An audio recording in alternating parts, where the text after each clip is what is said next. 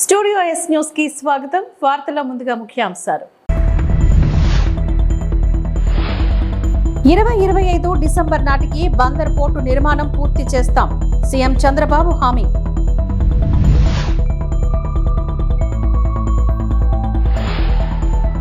శ్రీకాకుళం జిల్లాలో ఎయిర్పోర్ట్ నిర్మాణానికి సిద్ధంగా ఉన్నాం. కేంద్ర మంత్రి రామ్మోహన్ నాయుడు వ్యాఖ్య.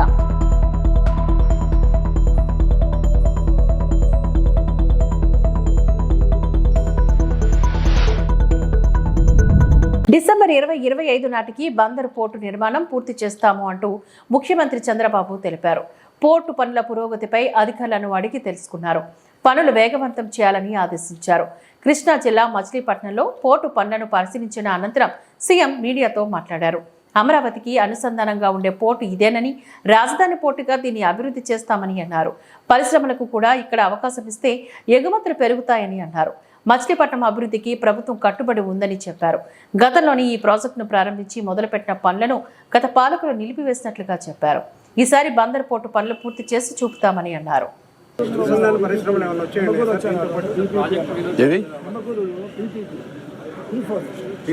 P4 అది కూడా వర్కౌట్ చేస్తున్న ఆ ఊరిని ఇప్పుడు టేకప్ చేస్తాం. ఫస్ట్ ఫేజ్లో ఆ ఊరిని టేకప్ చేసి మళ్ళీ రాష్ట్రం అంతా కూడా చేస్తాం. జనవరికి దీనికి లాంచ్ చేస్తాం ప్రోగ్రామ్ని. ప్రూఫ్ ఆఫ్ కాన్సెప్ట్ కింద నిమ్మకూరు ఫస్ట్ ప్రాజెక్ట్ కింద స్టార్ట్ చేస్తాం. ఇప్పుడు 4 బర్తులు ఉంది, అవే కంటిన్యూ అవుతాయి. ఏదైతే ఎస్టిమేట్స్ కూడా ఉన్నాయి, ఇప్పుడు పెంచాల్సిన అవసరం లేదని నా అభిప్రాయం. ఎనివే నేను రివ్యూ చేస్తాను. పోర్టుకు అనుసంధానంగా పరిశ్రమలు రావాలి, ఏమేమి రాగలుగుతాయని చూస్తాం. ఇప్పుడే బీపీసీఎల్ కూడా ప్రపోజల్స్ పెట్టాం, వాళ్ళు కూడా రిపోర్ట్ ఇవ్వాలి. ఆ రిపోర్ట్ వస్తే ఒక క్లారిటీ వస్తుంది. ఒకవేళ వాళ్ళు వస్తే యాంకర్ ఇండస్ట్రీ కింద ఇమీడియట్గా పికప్ అవుతుంది. ఒకవేళ ప్రత్యామ్నాయంగా ఇంకా ఏం చేయాలో అవన్నీ కూడా వర్కౌట్ చేస్తాం. అంటే ఇంకా అవసరమైతే ల్యాండ్ అక్వైర్ చేసుకునే అవకాశం ఉంటే అవన్నీ చేసుకుంటాం. ఏమేమి కావాలో అన్ని విధాలా ప్లాన్ చేస్తాం. ఇండస్ట్రియలైజేషన్ చాలా అవసరం.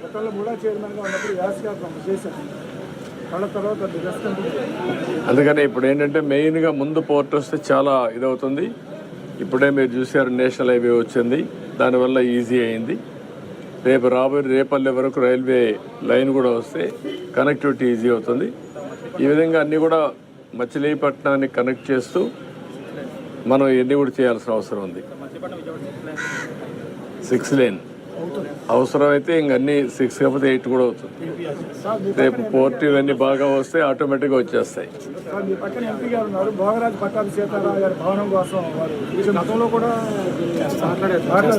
అది కూడా వర్కౌట్ చేద్దాం. ఓకే చేద్దాం. ఒకసారి తీసుకుని వీళ్ళు వైఎస్ఆర్సీపీ వాళ్ళు ఇక్కడ మన పోర్టు పోలీసు ల్యాండ్ ఒకటి తీసుకుని ఇది కట్టేశారు సార్ వాళ్ళ ఆఫీసు. అది ఇంతవరకు ప్రతి చోట కట్టేశారు. అట్లా 2 ఏకర్స్ తీసుకుని ఇలాంటి కింద ఉపయోగంగా ఉండే వాటి పరిస్థితి అవి అసలు ఏ విధమైన ఎస్టిమేట్ కాస్ట్ వేసుకుని వాళ్ళ దగ్గరలో కట్టేసేసారు. Private contractor land 2 acres proposal government దగ్గర నుంచి ఏమన్నా అసలు దాని గురించి ఏమన్నా అసలు మీ దగ్గర నుంచి పర్మిషన్ తీసుకున్నారా లేదా మున్సిపాలిటీ పర్మిషన్ ఇచ్చింది? ఎవరు పర్మిషన్ ఇచ్చారు? Who gives the permission to construct? మీరు ఇప్పుడు మాట్లాడలే కదా సార్. అడిగాం సార్, అడిగాం సార్. అప్పుడంతా మీరంతా గమ్మునున్నారు sir. Because I am national media, because I don't care about అన్నీ. సరే, మిమ్మల్ని కూడా మాట్లాడనే లేదు, మీరు కూడా ఇంట్లో నుంచి బయట రాలేదు. అందరి మీద మీరు అప్పటి నుంచి వచ్చి ఉంటే అంత పోరాడు ఉంటే మీరు ఆపలేకపోయాం కదా. మీరు కూడా దాన్ని ఏం చేయాలో డెఫినెట్గా యాక్షన్ తీసుకుంటా. ఏమ్మా కాదు, దీనికోసం కాదు. ఆ రోజు అందరం పోరాడాం, మీరు పోరాడారు, మేము కూడా పోరాడాం. అదే అన్నీ పోరాడాం. తప్పకుండా అది కూడా నేను ఓపెన్ మైండ్తో ఉన్నాను. నేను తెప్పిస్తాను, ఇన్ఫర్మేషన్ తెప్పిస్తాను. ఆ బిల్డింగ్స్ ఎట్లా కట్టారు అవన్నీ కూడా తెప్పించి ఏం చేయాలి డెఫినెట్గా. నేను మీరు చెప్పింది నాకు అర్థమైంది. ఇది ప్రజల ఆస్తుల్ని ఇష్టానుసారంగా దోచే పరిస్థితికి వచ్చారు, కరెక్ట్ కాదు. ఏం చేయాలి నేను చేస్తాను. దీనికి నేను చెప్పాను చాలా. One of the best college ఇది కాపాడుకోవాలి. ఇది తక్షణమే నేషనలైజ్ చేస్తాం. రాష్ట్ర ప్రభుత్వం తీసుకొని దీన్ని ఏ విధంగా ముందు తీసుకుపోవాలో తీసుకెళ్తాం. నేషనలైజ్ కూడా కాదు, ప్రైవేట్ కాలేజీ కూడా కాదు. ఇది ఇది గవర్నమెంట్ సొత్తే, ఇది ఎండోమెంట్లో ఉంది. మళ్ళా స్టేట్ తీసుకుంటాం, మొత్తం డెవలప్ చేస్తాం. ఏవైతే బినామీ ఉన్నారో అందరినీ కూడా తీసేస్తాం, ప్రక్షాళన చేస్తాం. మళ్ళీ పూర్వ వైభవం తేవడానికి గుర్తుండే విధంగా దీన్ని డెవలప్ చేస్తాం. ఓకే, ఎండోమెంట్ కాబట్టి తీసేసుకుంటాం, ఇమీడియట్ తీసేసుకుంటాం. Thank you. శ్రీకాకుళం జిల్లా పాతపట్నంలో ప్రధానమంత్రి జన్మాన్ వసతి గృహానికి కేంద్ర విమానయాన శాఖ మంత్రి కింజరపు రామ్మోహన్ నాయుడు, రాష్ట్ర మంత్రి కింజరపు అచ్చెన్నాయుడుతో కలిసి శంకుస్థాపన చేశారు. అనంతరం పాతపట్నం ఎమ్మెల్యే మామిడి గోవిందరావు ఆధ్వర్యంలో బహిరంగ సభను ఏర్పాట్లు చేశారు. ఈ సందర్భంగా కేంద్ర మంత్రి మాట్లాడుతూ ఎన్డీఏ కూటమి ఆధ్వర్యంలో రాష్ట్రం అభివృద్ధి చెందుతుందని అన్నారు. భోగపురం విమానాశ్రయ నిర్మాణం పూర్తి చేస్తామని చెప్పారు. శ్రీకాకుళం జిల్లాలో కూడా ఎయిర్పోర్టు నిర్మాణానికి సిద్ధంగా ఉన్నట్లుగా ఆయన తెలిపారు. ఏలూరు జిల్లా ద్వారకా తిరుమల చిన్న వెంకన్న ఆలయాన్ని రాజమండ్రి ఎంపీ దగ్గుపాటి పురంధేశ్వరి సందర్శించారు. ఆలయ అధికారులు, అర్చకులు ఆమెకు పూర్ణకుంభ స్వాగతాన్ని పలికారు. అనంతరం ఆమె స్వామిని దర్శించి ప్రత్యేక పూజలు నిర్వహించారు. అనంతరం ద్వారకా తిరుమలలో పలు అభివృద్ధి కార్యక్రమాలకు గోపాలపురం ఎమ్మెల్యే మద్దిపాటి వెంకటరాజు, మాజీ మంత్రి జవహర్తో కలిసి పలు అభివృద్ధి పనులకు గాను ఆమె శంకుస్థాపనలు చేశారు. ఈ సందర్భంగా ఎంపీ పురంధేశ్వరి మాట్లాడుతూ ఇటీవల రాష్ట్రంలో సంభవించిన వరదలకు కేంద్ర ప్రభుత్వం రాష్ట్ర ప్రభుత్వానికి 1400 కోట్ల సాయం కింద ఇచ్చామని, గత 5 సంవత్సరాలుగా రాష్ట్రంలో అభివృద్ధి కుంటుపడిపోయిందని, గాంధీ జయంతి రోజున మహిళా సాధికారత పురస్కరించుకొని మహిళలకు చెక్కుల పంపిణీలో పాల్గొనడం నా అదృష్టమని, ఎన్ఆర్జీఎస్ నిధుల ద్వారా గాంధీ జయంతి రోజున 1.50 కోట్ల అభివృద్ధి పనులకు శంకుస్థాపన చేయడం సంతోషంగా ఉందని, డబుల్ ఇంజన్ సర్కార్ ద్వారానే రాష్ట్ర అభివృద్ధి సాధ్యమని, రాష్ట్రంలో ప్రజల హితానికి పెద్దపీట వేస్తున్నామని, సమర్థవంతమైన న్యాయకత్వాన్ని సాగిస్తూ సుపరిపాలన అందిస్తున్నామని పురంధేశ్వరి అన్నారు. వరదల్లో సైతం ఏ విధంగా రాష్ట్ర ప్రభుత్వం స్పందించిందో మనందరికీ తెలియనటువంటి విషయం కాదు. అదే విధంగా ముందెన్నడూ తెలియనటువంటి, మనం విననటువంటి, చూడనటువంటి ప్యాకేజ్ కూడా ఇవాళ ప్రజలకు ఇచ్చారు. మరి దానికి అనుగుణంగానే నిన్న కూడా కేంద్ర ప్రభుత్వం మరి రాష్ట్రానికి వరద సహాయ నిమిత్తం 1400 కోట్ల రూపాయలు మన రాష్ట్రానికి కూడా కేంద్ర ప్రభుత్వం ఇవ్వడం జరిగింది. ఎన్నికల్లో ఏదైతే మేము చెప్పామో డబుల్ ఇంజిన్ సర్కార్ అంటే కేంద్రంలో ఎన్డీఏ, రాష్ట్రంలో ఎన్డీఏ ఉంటే మన రాష్ట్రంలో అభివృద్ధి ఏదైతే గడిచిన 5 సంవత్సరాల కాలం కుంటుపడిపోయిందో దాన్ని పరుగులు పెట్టించేటువంటి అవకాశం ఉంటుంది అని చెప్పి ఆనాడు మేము చెప్పాం. దానికి అనుగుణంగానే ఇవాళ రాష్ట్రాభివృద్ధికి పెద్దపీట వేస్తూ మరి అక్కడ కేంద్ర ప్రభుత్వ సహకారంతో రాష్ట్ర ప్రభుత్వం రాష్ట్రాభివృద్ధికి పెద్దపీట వేసినటువంటి విషయం ప్రజలందరూ కూడా గమనిస్తున్నారని చెప్పి విశ్వసిస్తున్నారు. తిరుమల శ్రీవారికి పట్టు వస్త్రాలు సమర్పించడానికి సీఎం చంద్రబాబు రానున్నారు. ఈ క్రమంలో ఆయన ఈ నెల 4, 5వ తేదీల్లో తిరుపతి జిల్లాలో పర్యటించనున్నారు. కలెక్టర్ వెంకటేశ్వర్, ఎస్పీ సుబ్బారాయుడు, జేసీ శుభం పంచాలతో కలిసి రేణిగుంట విమానాశ్రయంలో అధికారులతో సమన్వయ సమావేశాన్ని నిర్వహించారు. వారికి దిశానిర్దేశం చేశారు. సీఎం పర్యటనకు పటిష్ట ఏర్పాట్లు చేయాలి అంటూ సూచించారు.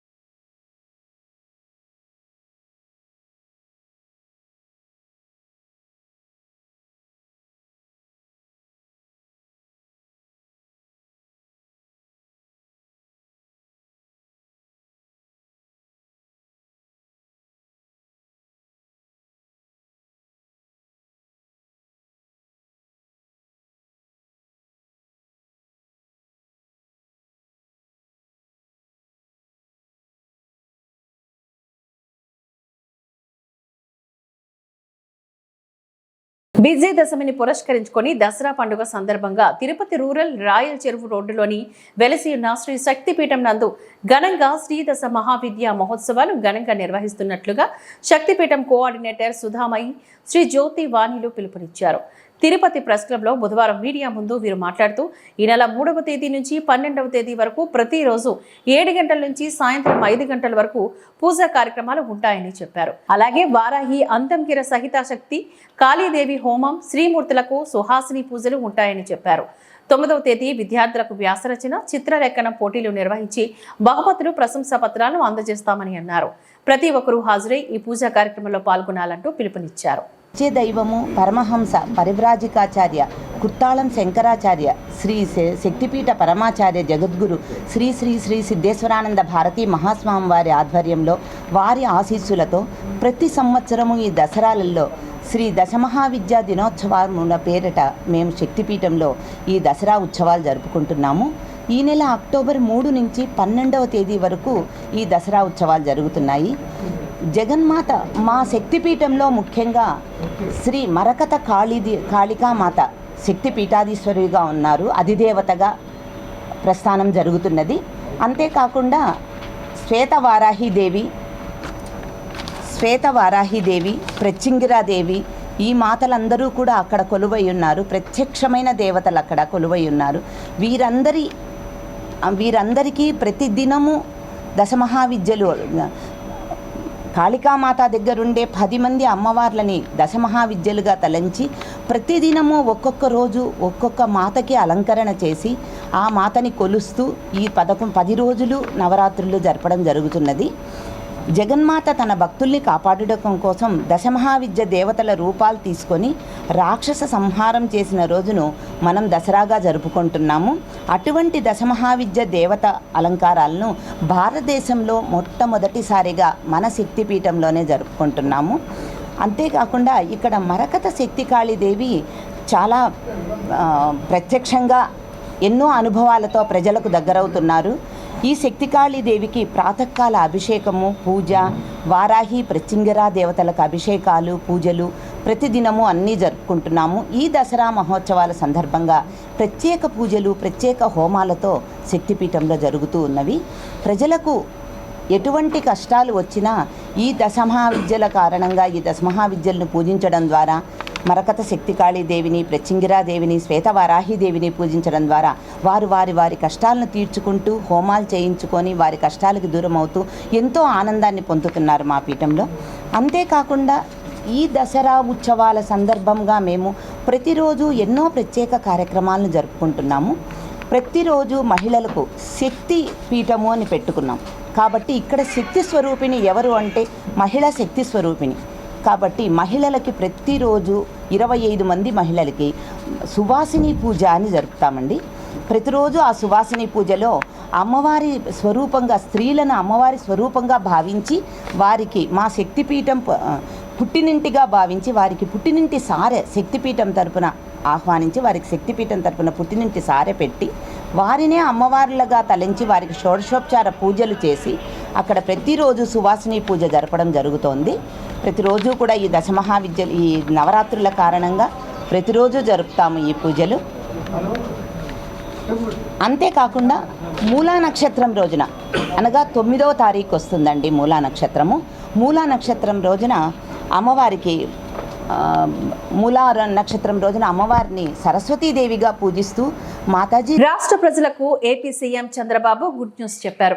నేటి నుంచి చెత్త పన్ను రద్దు చేస్తున్నట్లుగా ఆయన ప్రకటించారు. ఎక్కడ చెత్త పన్ను వసూలు చేయొద్దని అధికారులను ఆదేశించారు. గాంధీ జయంతి సందర్భంగా మచిలీపట్నంలో నిర్వహించిన స్వచ్ఛతా హీ సేవ కార్యక్రమంలో సీఎం పాల్గొన్నారు. ఈ సందర్భంగా ఆయన పాల్గొని మాట్లాడారు. మహాత్మా గాంధీ అహింసా సిద్ధాంతంతో ముందుకెళ్లారు. బానిసత్వం వద్దు, స్వాతంత్రమే ముద్దు అని నినందించారు. 2014 అక్టోబర్ 2న స్వచ్ఛ భారత్కు ప్రధాని మోదీ శ్రీకారం చుట్టారు. దీనికి అందరం ఆయనకు అభినందనలు చెప్పాలి. నీతి ఆయోగ్లో స్వచ్ఛ భారత్పై ఉపసంఘం ఏర్పాట్లు చేశారు. దీనికి నేను చైర్మన్గా ఉన్నాను. చెత్త నుంచి సంపద సృష్టించే కార్యక్రమానికి శ్రీకారం చుట్టాను. 2 లక్షలకు పైగా వ్యక్తిగత మరుగుదొడ్లు నిర్మించాం. ఏపీని ODF రాష్ట్రంగా మార్చామని వ్యాఖ్యానించారు. మార్గం చూపించాం. స్వచ్ఛాంధ్రప్రదేశ్ స్ఫూర్తితో మనం ముందుకు పోయాం. మీరు చూస్తే వారు చల్లపల్లిలో ODF చేశారు. రాష్ట్రం మొత్తం మీరు చూస్తే 2,43,612 వ్యక్తిగత మరుగుదొడ్లు కట్టి 8,124 కమ్యూనిటీ టాయిలెట్లు కట్టి, టాయిలెట్లు కూడా చాలా నీట్గా కట్టి, అవసరమైతే ఒక 4-5 రూపాయల టికెట్ కూడా పెట్టి మిస్యూజ్ చేయకుండా ఎక్కడికక్కడ టాయిలెట్స్ అన్ని నిర్మాణం చేసి 110 మున్సిపాలిటీలో రాష్ట్రాన్ని ODF రాష్ట్రంగా చేసిన ప్రభుత్వం, తెలుగుదేశం ప్రభుత్వం ఆ రోజుల్లోనే. అలాంటి ఓడిఎఫ్ చేసినాక ఓడిఎఫ్ ప్లస్కి వెళ్ళాలి. అక్కడే సమస్యలు క్రియేట్ చేశారు. ఈ రోజు ఈ విధంగా చెత్త చూస్తే రాష్ట్రం మొత్తం 85 లక్షల మెట్రిక్ టన్నులు కుప్పలు కుప్పలుగా, గుట్టలు గుట్టలుగా చెత్తంతా పేరకపోయింది. నేను ఇప్పుడే మా మంత్రిని అడిగా, నారాయణ గారు ఎన్ని రోజులు పడుతుందని అడిగా. సార్ 2 ఏళ్లు పడుతుందన్నాడు.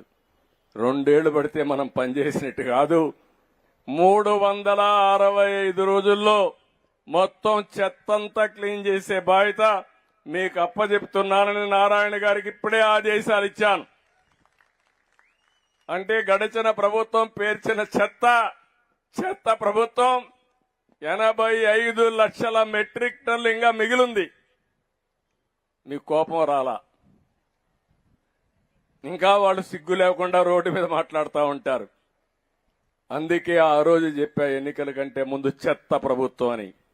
చెత్త మీద పన్నేశారు గాని చెత్త మాత్రం తొలగించలేదు. ఇంకా ఒక మాట చెప్పాలంటే ఎంత చెత్త ప్రభుత్వం అంటే, చెత్త తొలగించకుండా చెత్త మీద పన్నేసి కావాలని ఆ చెత్త తీసుకొచ్చి మన షాపుల ముందు వేసే పరిస్థితికి వచ్చారు. అందుకే నేను ఒక మాట చెప్పాను, చెత్త మీద ప్రభుత్వం వేయడం కరెక్ట్ కాదు. అందుకే ఈ రోజు అనౌన్స్ చేస్తున్నా, ఎక్కడ కూడా చెత్త మీద పన్నేయడానికి వీలు లేదు, రద్దు చేస్తున్నాం. అనకాపల్లి జిల్లా నర్సీపట్నం నియోజకవర్గం మున్సిపాలిటీలో అక్టోబర్ 2 గాంధీ జయంతి సందర్భంగా స్వచ్ఛతా హీ సేవ కార్యక్రమం 2024 కార్యక్రమం నిర్వహించడం జరిగింది. ఈ కార్యక్రమంలో మున్సిపల్ చైర్మన్ సుబ్బలక్ష్మి అధికారులపై తీవ్రంగా ఆగ్రహించారు. ఈ సందర్భంగా మున్సిపల్ చైర్మన్ సుబ్బలక్ష్మి మాట్లాడుతూ, స్వచ్ఛతా హీ సేవ బ్యానర్ పై నా ఫోటోలు లేనందున కమిషనర్ పై కలెక్టర్కు ఫిర్యాదులు చేస్తానని హెచ్చరించారు.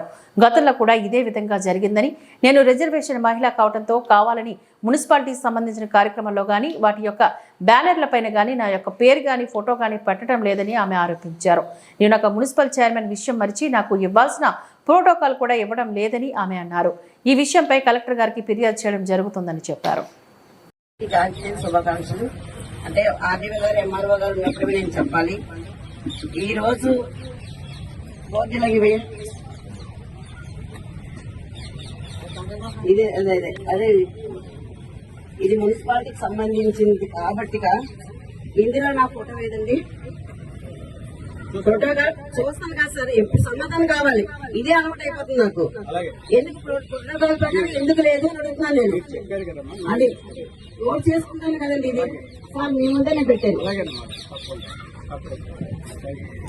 నమస్కారం అండి, నా పేరు బోడపాటి సుబ్బలక్ష్మి, అనకాపల్లి జిల్లా నర్సీపట్నం మున్సిపాలిటీ చైర్పర్సన్ అండి. నేను ఈరోజు దేశవ్యాప్తంగా అక్టోబర్ 2 చాలా హ్యాపీగా జరిగిందండి.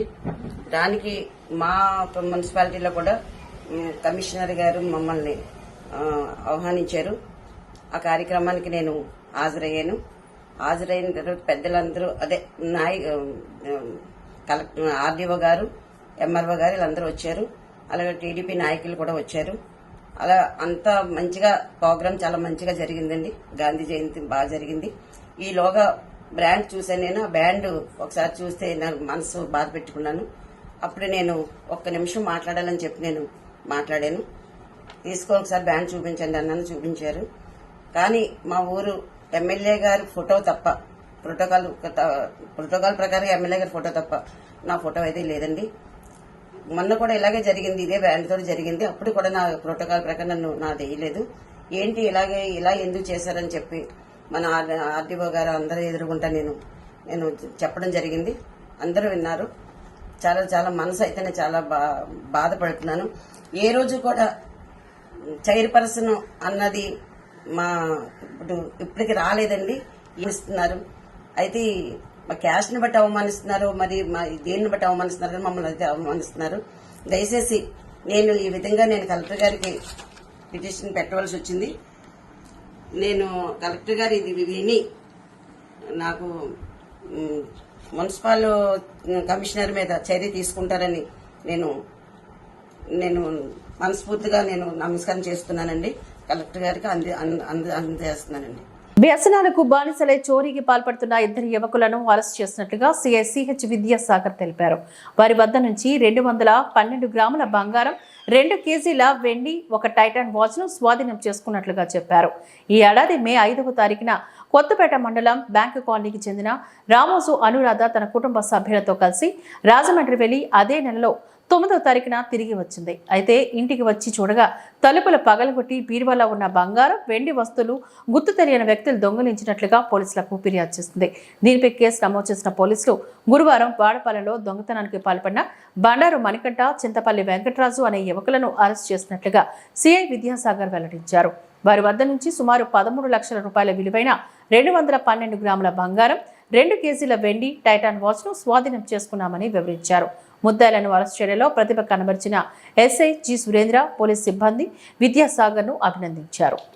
అందరం కలిసి ఈరోజు ఉదయం 11:30 గంటలకు ఒక 2 మనుషుల్ని వాడపాలెం దగ్గర అరెస్ట్ చేసి వాళ్ళ వద్ద నుంచి 227 గ్రాముల బంగారాన్ని రికవరీ చేసి, అదేవిధంగా 2 కేజీల 100 గ్రాముల వెండిని కూడా రికవరీ చేయడం జరిగింది. ఇంటాక్ట్ ప్రాపర్టీని రికవరీ చేసాం. ఎవరైతే ముద్దాయిలు ఉన్నారో వాళ్ళ ఇంటికాడ దాచి ఈవేళ అమ్ముదామని చెప్పి బయలుదేరుతుంటే మాకు రాబడిన సమాచారం వాళ్ళ అదుపులోకి తీసుకొని ఈ గోల్డ్ ప్రాపర్టీని, అదేవిధంగా ఈ వెండిని కూడా సీజ్ చేయడం జరిగింది. వీళ్ళని అరెస్ట్ చేసి రిమాండ్కి పంపిస్తాం. అదేవిధంగా వీళ్ళ గతంలో కూడా వీళ్ళ మీద కేసులు ఉన్నాయి.